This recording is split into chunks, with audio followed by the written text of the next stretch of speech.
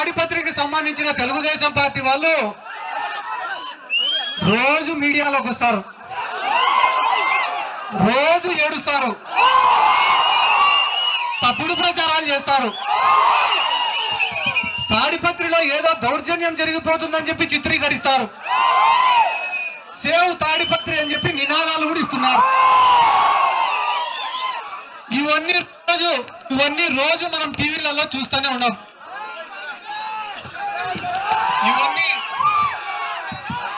ఇవన్నీ రోజు మనం టీవీలలో చూస్తూనే ఉన్నాం. కానీ వాస్తవం ఏందిరా అంటే పెద్దారెడ్డి గారు ఈ తాడిపత్రికి ఎమ్మెల్యే అయిన తర్వాత తాడిపత్రిలో దౌర్జన్యాలు లేవు, తాడిపత్రిలో రౌడీ మామూలు వసూలు చేయడం లేదు, తాడిపత్రిలో మట్కా వ్యాపారం లేదు, తాడిపత్రిలో హత్య రాజకీయాలు లేవు. ఈరోజు మొత్తం తాడిపత్రి ప్రజలందరూ కూడా ఇక్కడ ఈ తాడిపత్రి నియోజకవర్గంలో జేసీ కుటుంబం నుండి మమ్మల్ని కాపాడేవాడే లేడా అని చెప్పి ఆశగా ఎదురు చూస్తున్న ప్రజలకు పెద్దారెడ్డి గారి రూపంలో స్వేచ్ఛ దొరికింది. రోజు అంటున్నారు కదా సేవ్ తాడిపత్రి, సేవ్ తాడిపత్రి అని. అనాల్సింది సేవ్ తాడిపత్రి అని కాదు, పెద్దారెడ్డి సేవుడు తాడిపత్రి అనాలా. పొద్దున లేస్తేనే ప్రజాస్వామ్యం అంటున్నారు, ప్రజలు అంటున్నారు, మానవత్వం అంటున్నారు. ఇటువంటి పెద్ద పెద్ద మాటలు మాట్లాడుతున్నారు కదా జేసీ వాళ్ళు. సార్, మీరు అధికారంలో ఉన్నప్పుడు మీకు ప్రజాస్వామ్యం ఎందుకు గుర్తుకు రాలే సార్? వేల కోట్ల ఆస్తులు సంపాదించేటప్పుడు మీకు ప్రజాస్వామ్యం ఎందుకు గుర్తుకు రాలే సార్? బెదిరించి అధికారులతోటి పనులు చేపించుకునేటప్పుడు మీకు ప్రజాస్వామ్యం ఎందుకు గుర్తుకు రాలేదు సార్? అక్రమంగా బస్సులు నడిపి అమాయకుల ప్రాణాలు తీసినారే, అప్పుడు ప్రజాస్వామ్యం ఎందుకు గుర్తుకు రాలేదు సార్?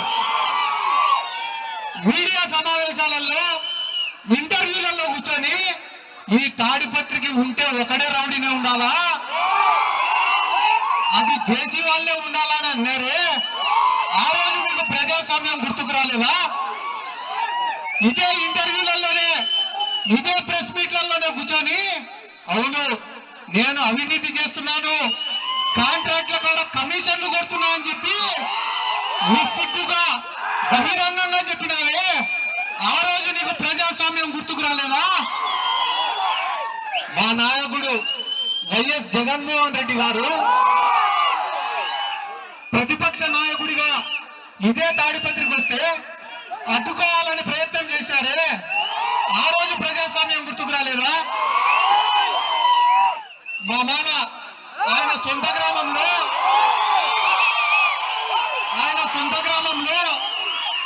తిమ్మంపల్లెలో ఆయన పని ఆయన చేసుకుంటా ఆయన కుటుంబంతో ఆయన ప్రశాంతంగా ఉంటే పార్టీ ఆఫీస్ తెచ్చి ఆ గ్రామంలో కొట్లాటలు పెట్టాలని చూసినారే, ఆ రోజు మీకు ప్రజాస్వామ్యం గుర్తుకు రాలేదా?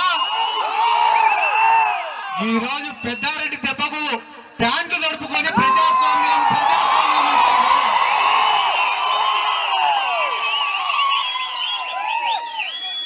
ఇద్దరు బలవంతులు కొట్టుకున్నా లేదా ఇద్దరు సమఉచ్చీలు కొట్టుకున్నా దాన్ని ఫ్యాక్షన్ అని అంటారు.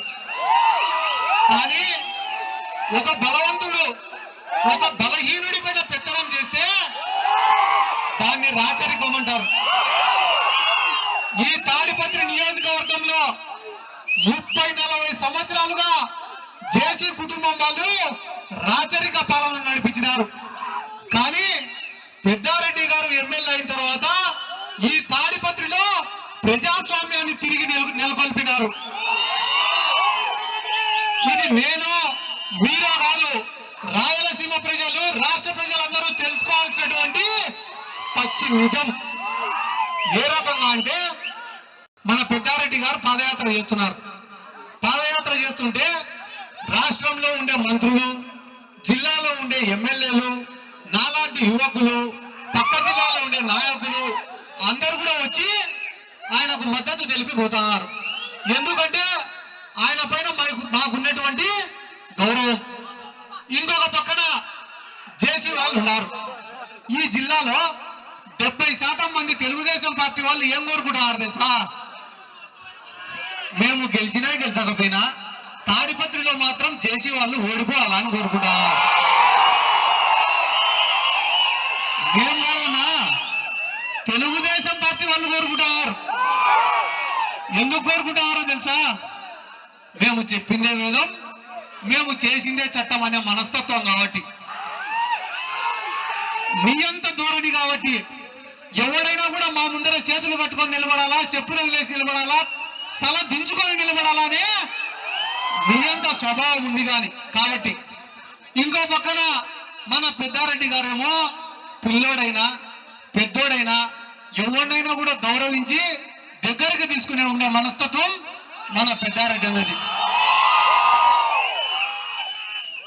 ఆయన కూడా ఏం చెప్పినాడు? చాలా గొప్ప మాట చెప్పినాడు. మన పెద్దారెడ్డి గారు కూడా జేసీ కుటుంబానికి చాలా పెద్ద మాట చెప్పినాడు. ఒరే, నష్టపోతే నీ కుటుంబం అన్నా నష్టపోవాలా, లేదా నా కుటుంబం అన్నా నష్టపోవాలా, కానీ మధ్యలో అమాయకమైన ప్రజలు ఎందుకు నష్టపోవాలరా? మీకోసం నా కోసం మన మధ్య నుండే కార్యకర్తలు ఎందుకు నష్టపోవాలరా అని చెప్పి ఒక దమ్మున్న నాయకుడు మాట్లాడిన మాట మాట్లాడాడు. కానీ జేసీ వాళ్ళు మాత్రం ఎంతమంది పోయినా బాధలే, కానీ మేము మాత్రం సంతోషంగా ఉండాలని అనుకుంటున్నారు. ఏది అసలు నాకు అర్థం కావట్లే. దీనికి కారణం కేవలం ఒకటే, చేతకానితనం, పిరికితనం, అసమర్థత. అంటే ఈ విధంగా కొనసాగుతూ ఉంటే మేము భయపడి ఇంట్లో కూర్చుంటామన్నా. ఆల్రెడీ మా పైన చేసినారు ఒకసారి, ఇప్పుడు తృతీయ శ్రేణి నాయకుల దగ్గరికి పోతున్నారు. అంటే నెక్స్ట్ ప్రజల దగ్గరికి పోతారా? కానీ చేసుకోండి, ఎటువంటి పరిస్థితుల్లో మేము భయపడేదే లేదు. ఇది ఎట్లుందంటే మామూలుగా స్ప్రింగ్ని అణిచిపెట్టి పెడితే ఎట్లుంటుంది, టెన్షన్ పడి పడి పడి వదిలినామంటే ఒకటేసరికి దూకుతుంది. మా పిల్లోళ్ళు కూడా అంతే. వద్దయ్యా మనకి ఈ గొడవలు వద్దు అని మేము ఇంట్లో ఎంతవరకు మేము తగ్గి ఉంటున్నామో అంత తగ్గి ఉంటున్నాము. నిన్న అంటాడు మా పెద్దారెడ్డి అన్న, మొగోడివైతే ఇదేనా నీ మొగతనం? ఈ విధంగా చూపించుకుంటావా నీ మొగతనము? వద్దు, సాఫీగా. అందుకే మీరు చేసిన తప్పులు మేము వేలెత్తి చూపించడానికే. నీకు వీలైతే ప్రూవ్ చేసుకో నువ్వు చేయలేదని, నువ్వు కానీ నీ అనుచరులు కానీ. అవునయ్యా, పంచాయతీలో అవకతవకలైనాయి, అవి చూపించడం తప్ప? అందుకు మా వాళ్ళ నుంచి కొడతారా? సరే, కొట్టినారు, పోలీస్ కంప్లైంట్ ఇస్తే మా పైన నాన్ బెయిలబుల్, కొట్టిన వాళ్ళ పైన బెయిలబుల్లా? ఎక్కడికయ్యా ఇదంతా? కానీ చూసుకుందాం. మీరు ఎంత ఈ దాడులకు తిరిగితే అంత బయటికి వచ్చి ఇంకా గట్టిగా పోరాడుతానే ఉంటాం. Right, thank you.